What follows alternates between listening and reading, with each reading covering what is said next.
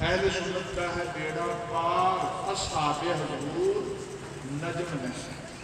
یہ نجم ہے، پچھلے مصرے کے ساتھ اس کو منسلک سمجھے. نجم ہے، تارے.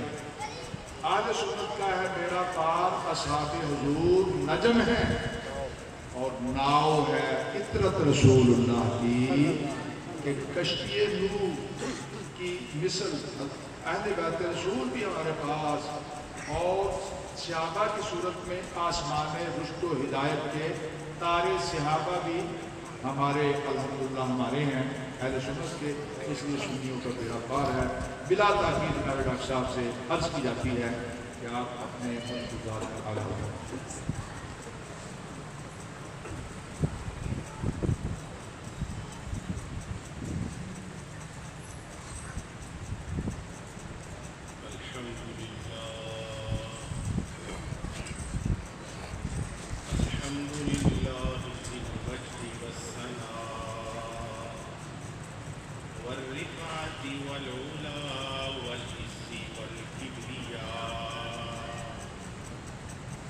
الذي وحده لا شريك له لا ضد له ولا ند له ولا مثل له ولا مثال له. ونشهد أن سيدنا وسندنا وشفيعنا وحبيبنا وملجانا ومأوانا محمد عبده ورسوله، والصلاة والسلام عليه وعلى آله وأصحابه وأزواجه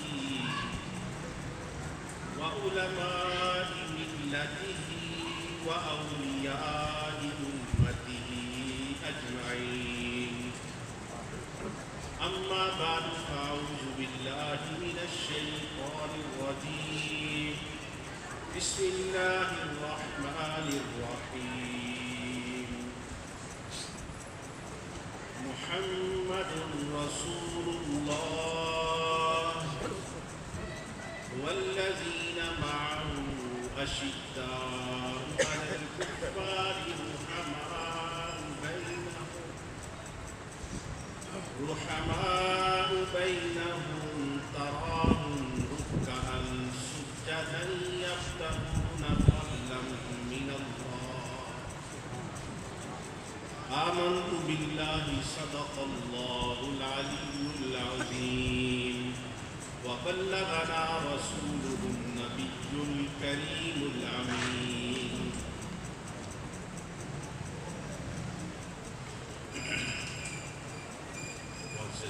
حاضرین و سامعین، صاحب صدر سیدنا حضرت علامہ سید طاہر شاہ صاحب قاضی مدرس تعالی اور آپ کی جملہ انتظامیہ،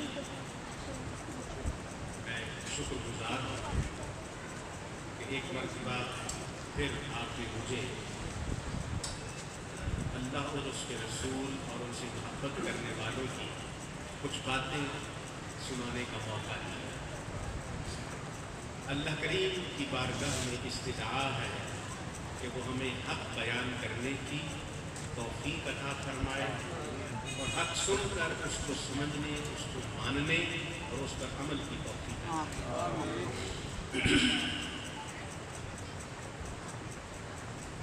گزارش کچھ یوں ہے کہ شاہ صاحب نے موضوع میرا ذکر کیا.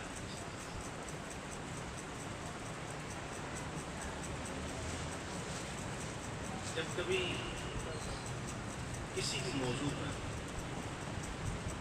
ہمارے معاشرے میں خلفشار پیدا ہوتا ہے، وہ ایک سیدھی سی بات ہے کہ وہ موضوع جب جاہلوں کے ہاتھ میں آتا ہے وہ جہالت ہی نظر آئے،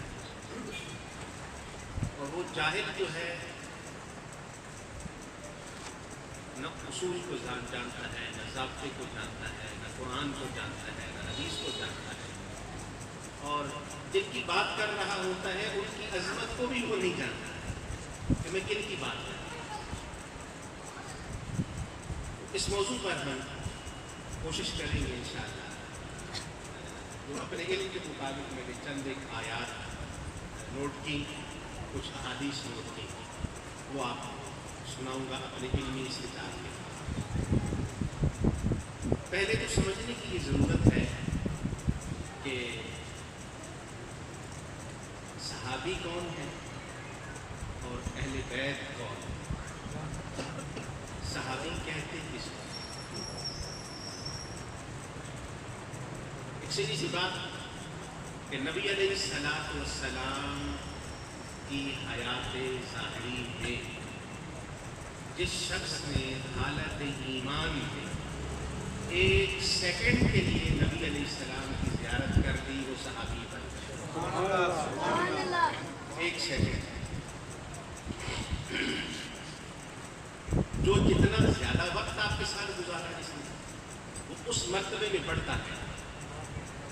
جس نے زیادہ وقت جتنا اپنی نظروں سے آپ کو دیکھا، آپ کی صحبت میں وہ وقت گزارا، وہ اتنا اس مرتبے میں بڑھتا ہے۔ کہنے کو یہ 1 سیکنڈ والا بھی صحابی ہے، 10 منٹ والا بھی صحابی ہے، 10 دن والا بھی صحابی ہے، 10 مہینے والا بھی صحابی ہے، 10 سال والا بھی صحابی ہے۔ لیکن مرتبے کے اعتبار سے سب برابر نہیں، بل سارے صحابی ہیں لیکن سارے برابر نہیں۔ یہ ہم ان کی بات کر رہے ہیں، ہماری ضرورت نہیں ہے کہ ہم ان کے علاوہ کسی اور کا تقابل ان کے ساتھ۔ صحابہ کیا اور سب سے کم درجے والا صحابی جو ہمارے علماء، صوفیاء، مفسرین، محدثین نے ہمیں بتایا کہ نبی علیہ السلام کے صحابہ کرام میں جس کا سب سے کم درجہ ہے وہ حضرت وحشی رضی اللہ تعالیٰ ہے۔ کون؟ آپ سارے جانتے ہیں کہ جنگ احد کے اندر سیدنا حمزہ رضی اللہ تعالیٰ عنہ کو انہوں نے دھوکے سے شہید کیا، یاد رکھیے کس سے؟ میں ابھی عمرے کے لیے حاضری نصیب ہوئی مدینہ منورہ میں، کچھ ساتھی ملے تو مجھے کہنے لگے کہ اس موضوع سے ہٹ کر کچھ باتیں کروں گا، موضوع سمجھانے کے لیے بھی اور فائدے کے لیے بھی۔ فلاں جگہ جانا ہے، فلاں جگہ جانا ہے، فلاں جگہ جانا ہے۔ میں نے کبھی آپ لوگ جائیں؟ نہیں جی آپ کے ساتھ۔ میں نے کہا جی ہمیں یہ سکھایا گیا ہے کہ جتنی بھی جگہوں کو عظمت حاصل ہے وہ سرکار گنبد خضرا کی نسبت سے حاصل ہے۔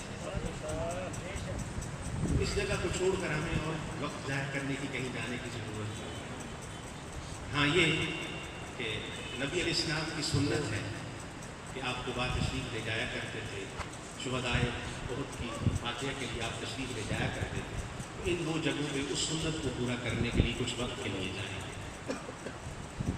مختصر یہ کہ جب جانے لگے تو ڈرائیور ٹیکسی والے سے ساتھی بات کر رہے ہو وہیں لگتے دوسرا کر رہا ہے تو وہ ان کی سمجھ میں نہیں آیا۔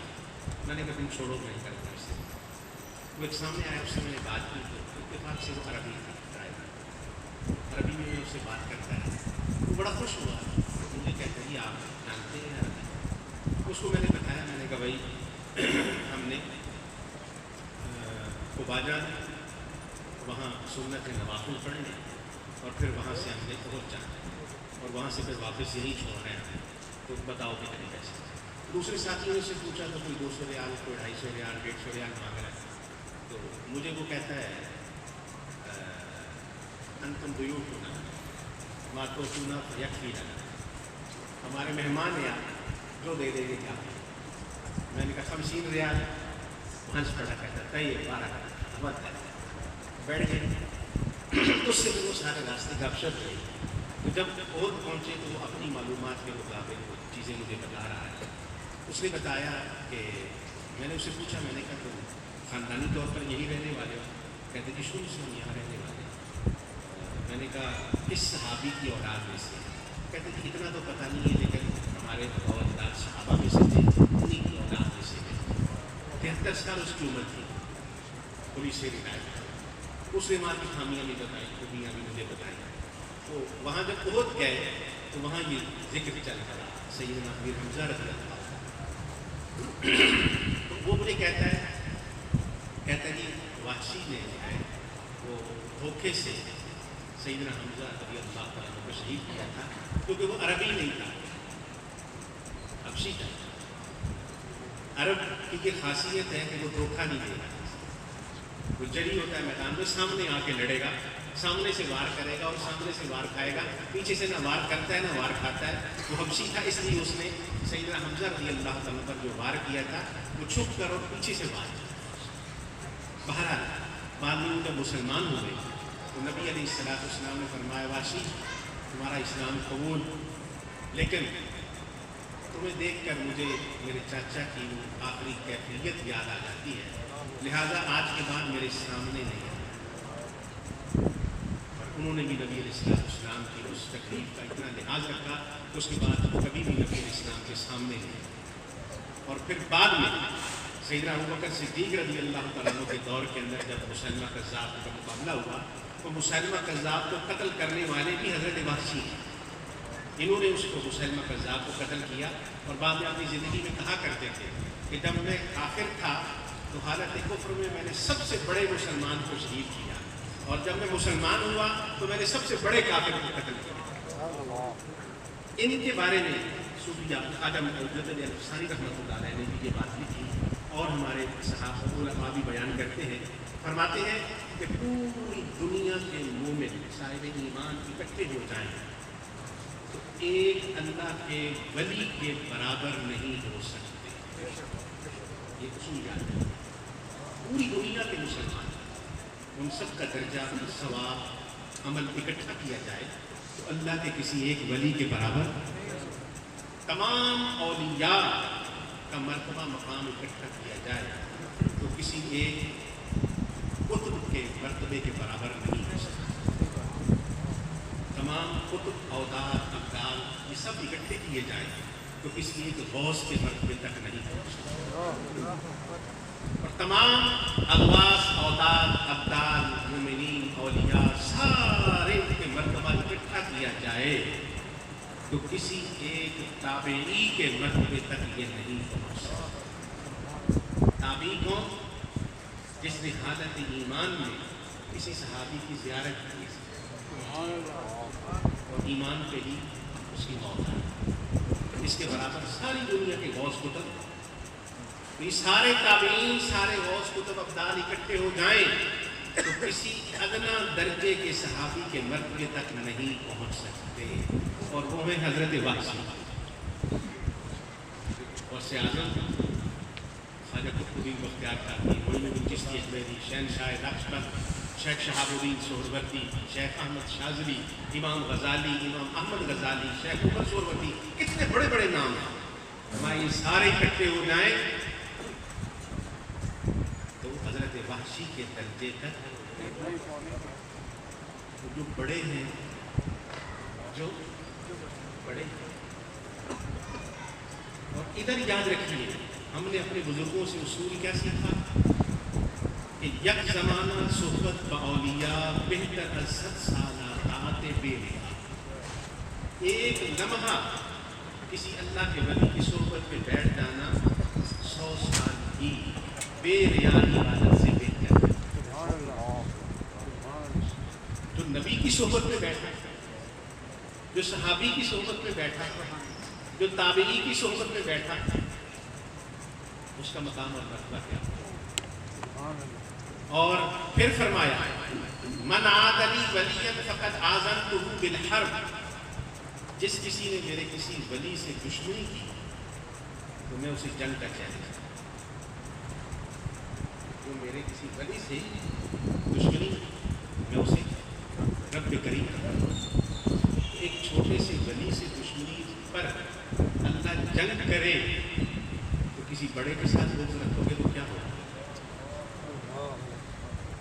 ان کا مقام اور مرتبہ پھر اللہ کے ہاں کیا ہے، سنیے چند قرآن کی آیات میں پڑھتا ہوں پھر آگے چلیں۔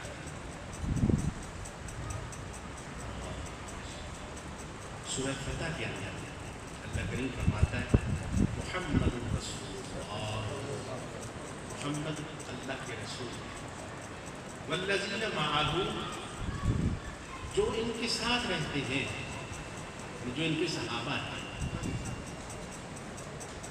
اشداء علی الکفار، ان کی پہلی کوالٹی یہ ہے کہ وہ کافروں کے معاملے میں بڑے سخت ہیں۔ اب کافروں کے معاملے سے مراد، ہمارے تمام مفسرین نے یہ لکھا، اس سے مراد کفر کی طرف جتنی بھی چیزیں لے کے جاتے ہیں، غلط چیزیں، خراب چیزیں، گمراہی کی چیزیں، یہ جتنی بھی ہیں ان کے معاملے میں یہ بڑے متشدد ہیں۔ عام طور پر ترجمہ کر کے گزر جاتے ہیں تو ذہن میں کیا آتا ہے کہ کافروں سے دشمنی کرنے میں بڑے سخت، لڑنے میں بڑے سخت، لیکن حقیقت کیا ہے، یہ بھی ہے، اور یہ کہ جتنے بھی کافروں والے عمل ہیں ان پر یہ بڑے متشدد ہیں۔ آپ مولویوں کو متشدد کہتے ہیں تو آپ کہاں جائیں گے؟ رب نے پہلا وصف بھی یہ پہلا یہ نہیں کہا کہ بڑے نمازی ہیں، بڑے روزہ دار ہیں، بڑے جہاد کرنے والے ہیں، کیا فرمایا؟ متشدد ہیں۔ کس معاملے میں؟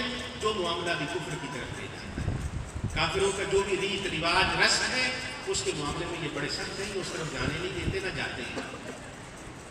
آگے رحماء بینہم، آپس میں بڑی محبت کرنے والے۔ کون؟ میرے محبوب کے ساتھ جو رہتے ہیں وہ آپس میں بڑی محبت کرتے ہیں۔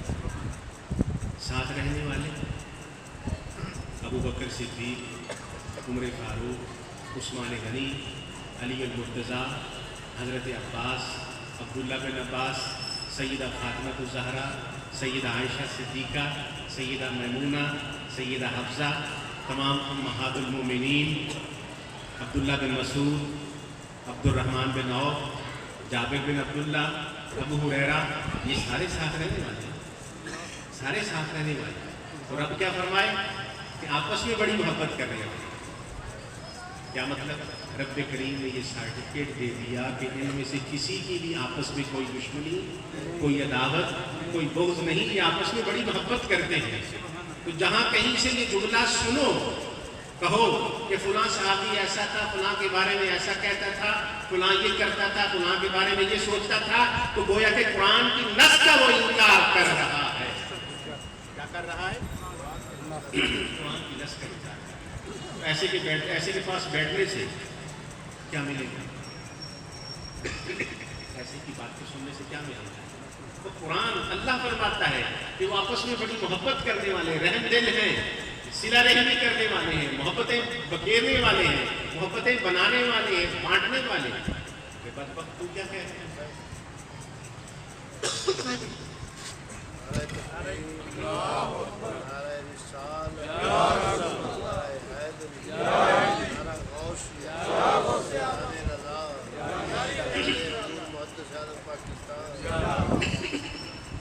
اور یاد رکھیے گا، نہ ہی کسی ایک کا نام لیا ہے۔ کیا فرمایا؟ والذین معہ، جتنے بھی میرے محبوب کے ساتھ، نہ صرف اہل بیت کا نام لیا، نہ صرف مہاجرین کا نام لیا، نہ صرف انصار کا نام لیا، نہ صرف قریش، اہل قریش کا نام لیا، نہ صرف بنو ہاشم کا نام لیا، کسی ایک کا نام نہیں لیا۔ جتنے بھی ہیں سارے کے سارے میرے محبوب کے ساتھ جو رہتے ہیں وہ محبت آپس میں کرتے ہیں۔ تراہم رکعا سجدا، تم ان کو دیکھو گے کہ وہ کہیں رکوع کر رہے ہیں، کہیں سجدہ کر رہے ہیں۔ یبتغون فضلا من اللہ ورضوانا، وہ اللہ کا فضل اور اس کی رضا تلاش کرنے کے لیے سب کچھ۔ رکوع اور سجدے سے مراد دین کے تمام احکامات میں تابع داری، کیا جو نبی علیہ السلام کی زبان اقدس سے سن لیا اس پر عمل کرنا ہے، اس کی اتباع کرنی ہے، بس اس کے علاوہ کچھ اور نہیں کرنا۔ ان تمام اعمال میں یہ کس لیے کرتے ہیں؟ اللہ اس کے رسول کی رضا کے لیے کرتے ہیں، کسی اور کام کے لیے۔ اب جہاں کہیں سنو کہ فلاں صحابی مال و دولت کا، اس نے یہ کام مال و دولت کے لیے کیا، اس نے یہ فلاں منصب کے لیے کیا، اس صحابی نے یہ فلاں گورنری دینے کے لیے کیا، اس صحابی نے فلاں عہدہ لینے کے لیے یہ کیا، اس نے یہ کام فلاں تخت کو لینے کے لیے کیا، تو کیا ہوا؟ قرآن کے مخالف ہو سکتا۔ قرآن کیا کہتا ہے کہ وہ جو کچھ بھی کرتے ہیں اتباع رسول صلی اللہ علیہ وسلم میں، وہ اللہ اس کے رسول کی رضا کے لیے کرتے ہیں، ان کا مقصد کچھ اور نہیں۔ اللہ جب سرٹیفکیٹ دے رہا ہے، ہم کون ہوتے ہیں ان کے بارے میں بولتے ہیں؟ ادھر سے کوئی اٹھتا ہے کہ وہ فلاں مال غنیمت اکٹھا کرنے کے لیے چل پڑے، فلاں مال غنیمت کے لیے چل پڑے، فلاں یہ کرنے کے لیے چل پڑے، فلاں یہ کرنے، فلاں صحابی نے اس لیے یہ کیا تھا کہ وہ گورنری اس کو مل جائے، فلاں کو یہ مل۔ ارے ان کا یہ مقصد ہی نہیں، قرآن کہتا ہے، اللہ فرماتا ہے، اس لیے سب کچھ وہ کرتے ہیں اللہ اس کے رسول کی رضا ہے۔ اس ان کاموں کے لیے کیا ہوتا۔ ابوبکر صدیق جاگیردار تو مکہ میں تھے، مدینہ میں تو نہیں تھے۔ عمر فاروق اگر جاگیردار تھے وہ مکہ میں تھے، مدینہ میں تو نہیں تھے۔ عثمان غنی رضی اللہ عنہ کا کاروبار سارا مکہ معظمہ میں تھا، مدینہ منورہ میں تو نہیں تھا۔ علی المرتضیٰ صاحب خاندان تھے، ان کی عزت و عظمت تھی تو وہ مکہ میں تھی، مدینہ میں تو کچھ بھی نہیں تھا۔ یہ سارا کچھ چھوڑ کے کس لیے آئے؟ یہ سارا کچھ چھوڑ کے اس سلطنت کے لیے تو نہ آئے، وہ کوئی عہدہ لینے کے لیے تو نہ آئے، وہ اللہ اس کے رسول کی رضا کے لیے صرف آئے۔ قرآن کہتا ہے، میں نہیں کہہ رہا۔ پھر فرمایا، آیت لمبی ہے کہ اللہ کریم نے اور بھی اوصاف بیان کرنا ہے۔ پھر فرمایا، سیماہم فی وجوہہم من اثر السجود، وہ جو سجدے کرتے ہیں، جو عبادت کرتے ہیں، اس عبادت کے آثار آپ کو ان کے چہروں پہ بھی نظر آئیں گے۔ کیا؟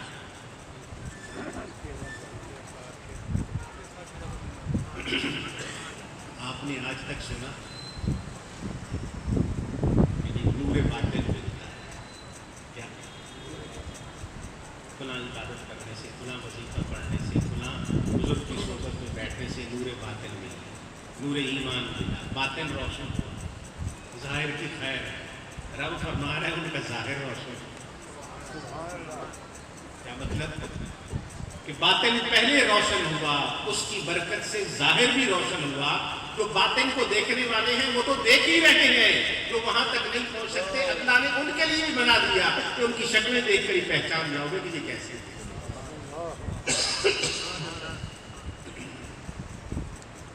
اب وہ شکل و صورت سے بھی اللہ اور رسول والے نظر آئے، اپنے عمل سے بھی اللہ رسول والے نظر آئے، اپنے باطن سے بھی اللہ اور رسول والے نظر آئیں۔ تو آج کا مولوی ان کی عزت و عظمت میں بیٹھا بات کرے، وہ خدا کو مانیں گے، تمہیں مانیں گے، قرآن کی آیات کو مانیں گے یا تمہاری تحقیق کو مانیں گے؟ ایک دوسری آیت سورہ توبہ میں اللہ کریم فرماتا ہے، والسابقون الاولون من المہاجرین والانصار،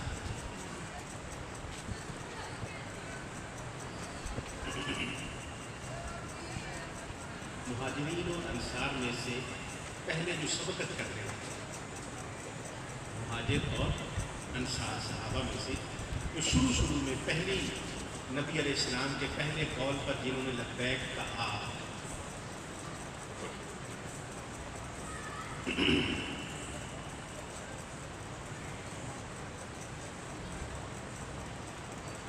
تو کون ہے؟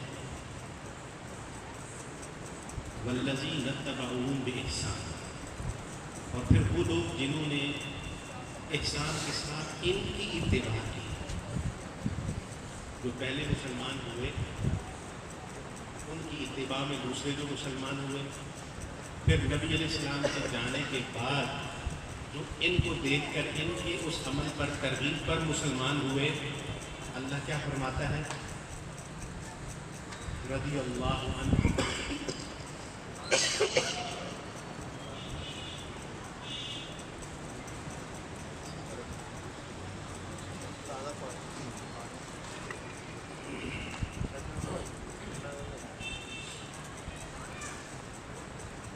پہلے مسلمان ہوئے وہ انصار میں سے ہیں یا مہاجرین میں سے، اور ان کی تبلیغ پر جو مسلمان ہوئے پھر ان صحابہ کی تبلیغ پر جو مسلمان ہوئے تابعین، فرمایا رضی اللہ عنہم ورضوا عنہ، اللہ ان سے راضی ہو گیا اور وہ اللہ سے راضی ہو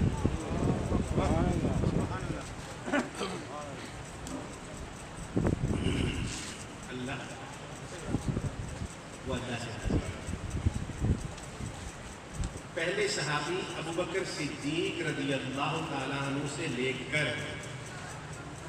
آخری صحابی تک، پھر ان صحابہ کو دیکھ کر تو ایمان لائے، پہلے تابعی سے لے کر آخری تابعی تک اللہ کریم سرٹیفکیٹ یہ دے رہا ہے کہ میں ان سے راضی، وہ مجھ سے راضی۔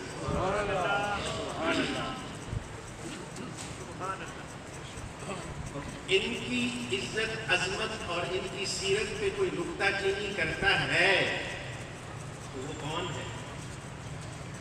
اللہ کا مخالف ہے، وہ کسی حدیث کا، کسی مفسر کا، کسی محدث کا، کسی امام کا، کسی شیخ الاسلام کا، کسی مفتی کا، کسی علامہ کا مخالف نہیں، وہ اللہ کے قرآن کا مخالف ہے۔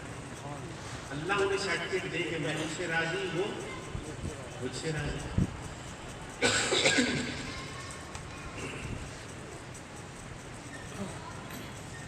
پھر آگے دیکھیے اللہ کریم فرماتا ہے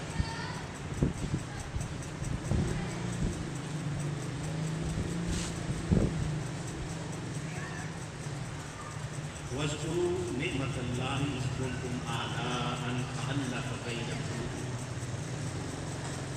اس وقت کو یاد کرو کہ جب تم آپس سے دشمن تھے ایک دوسرے، اس کا مخاطب کون ہے؟ صحابہ کرام۔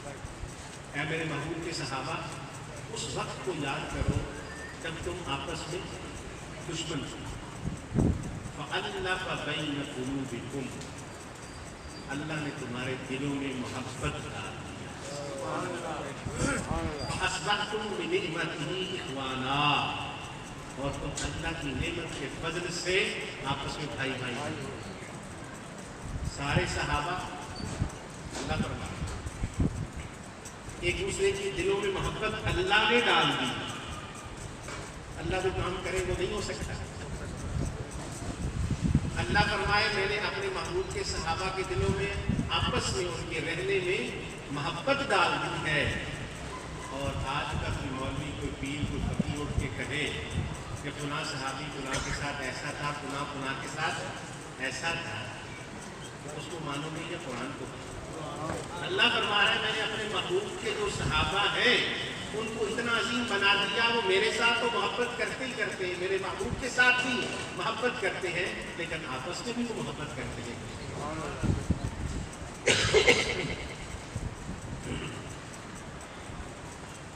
اب اور بھی بہت ساری آیات میں نے نوٹ کی تھی لیکن وقت اب یہ آپس میں محبت کرنے والے، آپس میں بھائی بھائی بن کے رہنے والے اور ایک دوسرے کے ساتھ الفت کا تعلق رکھنے والے محبوب کے صحابہ اور اہل بیت۔ کون؟ کیونکہ یہاں قرآن کریم مطلق ہے، محبت صحابہ اور اہل بیت کی اگرچہ موضوع ہے لیکن ہر صحابی اہل بیت میں سے نہیں، لیکن ہر اہل بیت کا فرد جو ہے وہ صحابی ہے۔ وہ سارے آپس میں ایک دوسرے سے محبت کرتے ہیں، کسی کی بھی کسی کے بارے میں کوئی دل کے اندر تنگ دلی کہیں بھی ہمیں نظر نہیں۔ ہم نے جتنا کچھ پڑھا اور اللہ کا فضل ہے کہ اتنا کچھ پڑھا کہ میری کتابیں جو میری لائبریری ہے، اگر آج اس کو بیچیں آپ کو فیصل آباد کے شہر میں کہیں بھی آپ 10 مرلے کا مکان خرید سکتے۔ اتنا کچھ پڑھنے کے بعد جو کتابیں میں خرید سکتا، جو مختلف یونیورسٹی یا کالجز یا جامعات کی لائبریری میں پڑھ کے وہیں چھوڑ دی ہیں، وہ تو پتہ نہیں کیا ہے، تو مجھے تو کہیں کے نظر نہیں آیا، مجھے تو یہی کچھ یدخل ایمان فی قلب امرئ حتی یحبکم اللہ عز وجل ولقرابتہ، خدا کی قسم، نبی علیہ السلام قسم اٹھا کے فرماتے ہیں، خدا کی قسم کسی بھی شخص کے دل میں ایمان اس وقت تک داخل ہوگا ہی نہیں جب تک وہ تم سے میری قرابت کی وجہ سے محبت نہیں کرے گا۔ کیا؟ اللہ کی قسم، اس شخص کے دل میں کبھی بھی ایمان داخل نہیں ہو سکتا جو تم سے میری قرابت کی وجہ سے محبت نہیں کرے گا۔ نبی علیہ السلام کی قرابت میں صحابہ بھی ہیں، اہل بیت بھی ہیں۔ قرابت کا لفظ دونوں کے لیے، دونوں سے محبت جو نہیں کرتا اس کے دل میں ایمان تو کسی ایک صحابی کے بارے میں ذرا سا کہا تو ایمان، اہل بیت کے افراد میں سے کسی ایک فرد کے بارے میں تھوڑا سا کہا تو ایمان۔ مزے کی بات یہ کہ پہلے تو ایسے دل میں آئے گا نہیں، اگر پہلے دل ٹھیک تھا، ایمان تھا، تو جہاں یہ کہا وہاں ایمان گیا، ایمان سے ہاتھ لگا۔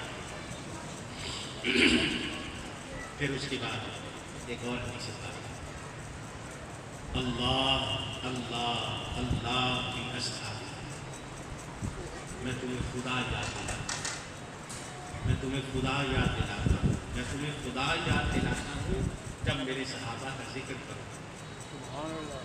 میرے صحابہ کا جب ذکر کرو تو خدا یاد دلاتا ہوں۔ اس خدا کو یاد رکھنا، لا تتخذوہم غرضا من بعدی، ان کو اپنا موضوع گفتگو نہ بنانا میری بات، یہ جملہ یاد رکھیے گا۔ ہمارے ہاں علماء اس حدیث پاک کو پرانے خطبوں میں پڑھا کرتے تھے، کیا فرمایا؟ میرے کسی صحابی کو اپنا موضوع سخن نہ بنانا، خدا کو میں یاد دلاتا ہوں۔ موضوع سخن کیا مطلب؟ کسی صحابی کی ذات کو تنقید کا نشانہ نہ بنانا، نقد نہ کرنے بیٹھ جانا، وہ ایسا تھا، وہ ویسا تھا، وہ ویسا تھا، یہ روایت میں یوں آیا، یہ میں یوں آیا، یہ میں یوں آیا، نہیں۔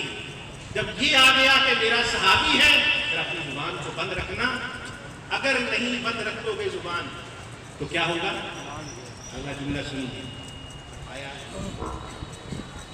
فمن احبہ فبحبی احبہ، جس نے میرے صحابہ سے محبت کی تو میری محبت کی وجہ سے محبت، ومن ابغضہ فببغضی ابغضہ، جس نے ان کے ساتھ بغض رکھا تو وہ میرے بغض کی وجہ سے بغض۔ کیا مطلب؟ محبت ہے تو پہلے میری محبت ہے تو ان کی محبت آئی، اور اگر بغض ہے تو پہلے اس نے مجھ سے بغض کیا پھر ان کی طرف بغض آیا۔ ومن آذاہ فقد آذانی، جس نے میرے صحابہ میں سے کسی کو بھی اذیت دی اس نے مجھے اذیت، ومن آذانی فقد آذى اللہ، اور جس نے مجھے تکلیف دی اس نے اللہ کو تکلیف، ومن آذى اللہ، اور جو اللہ کو تکلیف دے تو اس کا ٹھکانہ خود جان لو۔ میرے محبوب نے فرمایا فَيُوشِكُ أَن يَأْتِيَ، قریب ہے کہ وہ کہیں بھی اللہ کی گرفت میں آ جائے گا۔ صحابہ کا مقام اور رتبہ اتنا ہے تو نبی علیہ السلام نے جب یہ ہمیں تنبیہ فرمائی تو کسی صحابی کا نام نہیں لیا، نہ اہل بیت میں سے کسی ایک فرد کا نام لیا کہ فلاں کے ساتھ کرنا اور فلاں سے محبت نہ کرنا۔ ہاں یہ ضرور ہے کہ کوئی بھی اہل بیت میں سے سامنے آیا تو اس کے مقام اور مرتبے کے اظہار کے لیے فرما دیا کہ جس نے علی سے محبت کی اس نے مجھ سے محبت کی۔ ادھر صحابہ میں سے عمر فاروق سامنے آئے تو آقا علیہ الصلوۃ والسلام، یہ بھی فتح مکہ کے موقع کی بات ہے، آپ فرماتے ہیں حجۃ الوداع کے موقع کی بات ہے، عمر فاروق سامنے آئے تو آپ فرماتے ہیں عمر، یہ عرفہ کی رات اللہ تعالیٰ سارے اپنے بندوں کے ساتھ جو ہے وہ فخر سے بات فرماتا ہے، لیکن اے عمر تمہارے لیے خاص طور پر اللہ تعالیٰ وہ بات فرماتا ہے، اور جس نے عمر سے محبت کی اس نے مجھ سے محبت کی، جس نے عمر سے بغض کیا اس نے مجھ سے بغض کیا۔ سیدنا صدیق اکبر کو دیکھیں تو آقا علیہ السلام فرما رہے ہیں کہ ابو بکر سے کہو کہ نماز پڑھائے۔ صحابہ نے اہل بیت میں کہ کسی کی یہ شان نہیں کہ میرے ابو بکر کے ہوتے ہوئے میرے مصلی پہ کھڑا ہو جائے. کسی کے شایان شان یہ ہے میرا ابو بکر ہی کھڑا ہوتا اور انہیں ہی کہو کہ وہ نماز پڑھائے. اور 3 دن نبی علیہ السلام کی حیات طیبہ میں مصلی رسول پہ ابو بکر صدیق رضی اللہ تعالیٰ. اور انہی کے بارے میں قرآن میں فرمایا اذ یقول لصاحبہ لا تحزن ان اللہ معنا. جب اپنے صحابی سے میرے محبوب نے فرمایا کہ اے میرے صحابی پریشان نہ ہونا، اللہ ہمارے ساتھ ہے. وہ ابو بکر ہے نا، وہ صحابی کون ہے؟ سیدنا ابو بکر صدیق رضی اللہ تعالیٰ عنہ کی صحبت کی سند قرآن سے ثابت ہے، کسی اور صحابی کی نہیں. لیکن آج تک کسی کو تقابل کرتے ہوئے سنا کہ ابو بکر کی صحبت صحابیت یہ ثابت ہے، لہٰذا فلاں ایسا ہے، فلاں ایسا ہے، فلاں ایسا ہے. کسی عالم دین کو یہ بات کرتے ہوئے سنا؟ کسی کو یہ سنا کہ نبی علیہ السلام نے یہ فرمایا کہ ابو بکر کی شان یہ ہے کہ اس کے ہوتے ہوئے کوئی اور مصلی امامت پہ کھڑا نہیں ہوگا، لہذا باقیوں کا مرتبہ یہ ہے، وہ ہے، فلاں ہے؟ کبھی سنا ہے کسی کو؟ عظمت بیان کرتے ہوئے سنا ہوگا، تنقیص بیان کرتے ہوئے کبھی نہیں سنا. عمر فاروق کے بارے میں جہاں یہ فرمایا تو وہاں یہ بھی فرمایا کہ الحق ینطق علی لسان عمر. الحق ینطق علی لسان حق عمر کی زبان پہ بولتا ہے. اس کے 2 معنی ہیں. ایک معنی یہ حق خدا تعالیٰ، عمر کی زبان سے خدا بولتا ہے. اور ایک معنی یہ کہ عمر جو بولتا ہے وہ حق بولتا ہے. اور عمر فاروق کی فضیلت ہے، یہ عظمت ہے، یہ اللہ اکبر کہ آپ نے جو کہا زبان اقدس سے نکالا، یا رسول اللہ ایسا کر دیں اس معاملے میں. کہیں مشورہ نہیں، کہیں نہیں کیا، وہ خود فرمایا کہ یا رسول اللہ ایسا ہونا چاہیے. تو فرمایا قرآن کی آیت اس کے بعد نازل ہوئی 29 مقامات ایسے، 27 بالاتفاق ایسے. کتنے؟